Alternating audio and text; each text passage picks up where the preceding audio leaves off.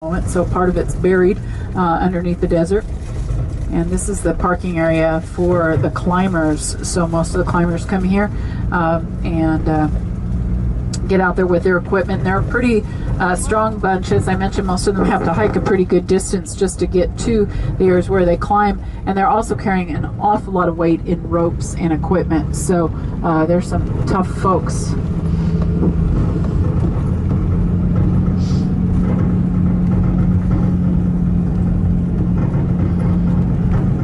This area to the left and the right of us are burn areas. There were naturally occurring fires out here, but there have been 4 of them since 2004.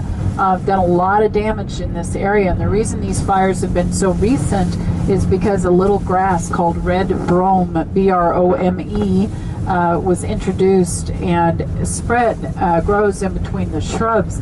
So in the old days, when lightning would strike out here, 1 or 2 yuccas or Joshua trees would burn, maybe a couple shrubs around it, and then the fire would die out.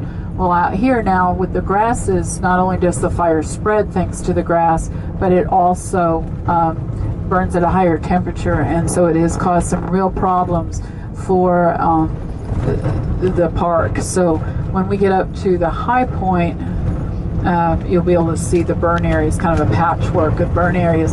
Now the desert, although it looks very harsh, is actually quite fragile.